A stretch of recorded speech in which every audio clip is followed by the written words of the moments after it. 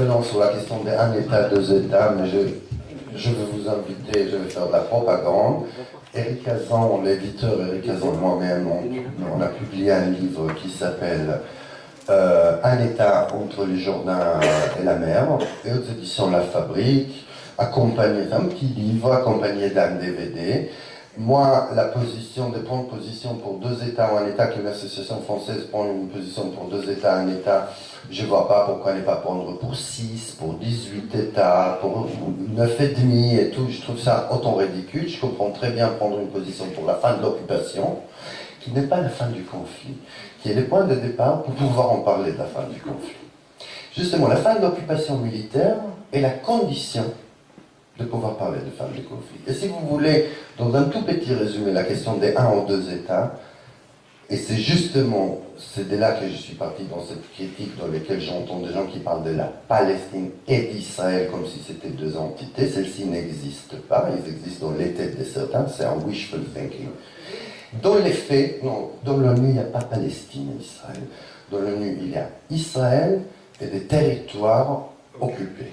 Il n'y a pas Palestine. La Palestine la Palestine à côté d'Israël, autant que titre, j'y vais en Palestine, mission en Palestine, et dans la Palestine est une invention de Oslo avec les mouvements de la solidarité.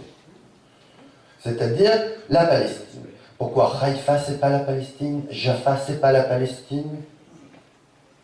Oh, puisqu'il y a une organisation, je ne sais pas, scandinave qui a décidé que Ramallah c'est la Palestine, donc Jaffa c'est pas la Palestine.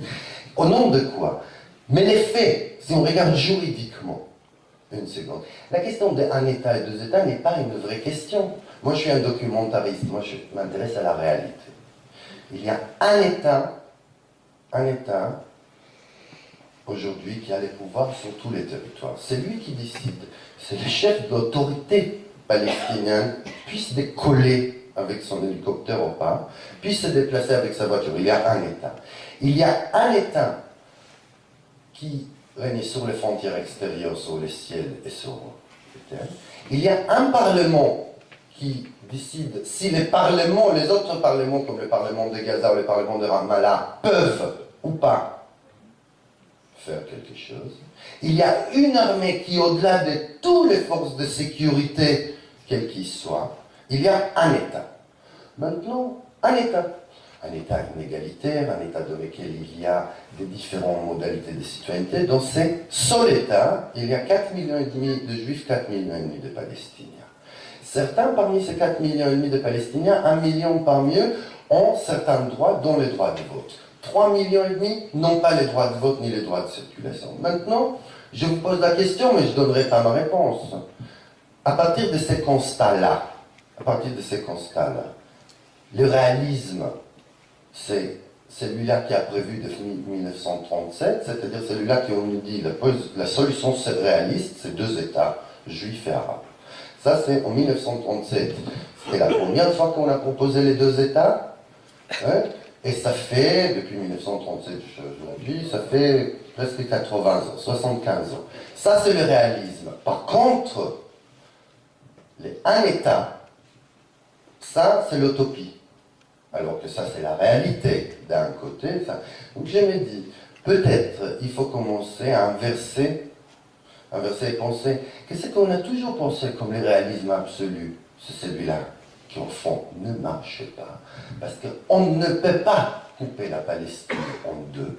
Parce qu'on ne peut pas, c'est pas en décrétant que ce morceau-là, on va l'appeler la Palestine, et l'autre morceau, on va l'appeler Israël, c'est pas qu'on décide un jour de dire on va faire des PACA, on va faire la Drôme provençale et PACA. C'est pas exactement comme ça, puisque dans la conscience de gens, comme Elias Sambar, lui il est de Haïfa. Elias Sambar est né de Haïfa, moi je suis né à Haïfa. Pourquoi moi que mes parents sont uruguayens et leurs parents sont polonais, leurs arrière-grands-parents sont polonais, moi j'ai les droits à aller quand je vais à Haïfa, Elias Sambar n'a pas. Alors quoi? Parce que deux États, ben, tu vas à Ramallah, tu vas pas à Haïfa. Parce que moi j'ai décidé que deux États c'est la solution réaliste. Les deux États et les discours de guerre. Ça c'est ma position.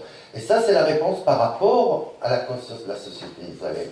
La majorité des Israéliens ne croient pas à aucune solution au problème, puisque puisqu'on définit les problèmes à travers sa solution. Il ne croit pas qu'il peut avoir deux États, la majorité, puisque c'est la seule solution. Alors ils vont faire de l'épuration ethnique? Mais non, mais c'est pas ça la question. J'ai conclu. Quand vous posez la question de la société israélienne, je veux poser la question. Pourquoi une société qui a de bonnes conditions économiques, qui a les soutiens des grands pays, comme la France, les États-Unis, etc., une société qui vit bien, si elle n'attaque pas Gaza, elle ne se fait pas attaquer à Tel Aviv. Pourquoi une société qui vit bien changerait de leadership? Et c'est pour ça, ça c'est ma réponse et ma conclusion par rapport à la question des boycotts. Tant que l'Israélien individuel ne sentira pas, lui, la conséquence directe de la politique de son gouvernement, il ne changera pas, puisqu'on vit bien en Israël. C'est un pays qui n'a pas de crise économique, c'est un pays dans lequel ça va bien, hein, on sait gérer les contestations économiques, la preuve, on fait une petite guerre avec ça. Donc, tant qu'Israël aura les soutiens qui est là, tant que les Israéliens ne sentiront pas dans leur vie, au quotidien, les conséquences de l'occupation et les conséquences les mauvais traitements à l'égard des Palestiniens, ils ne changeront pas. Merci. Okay. Merci donc.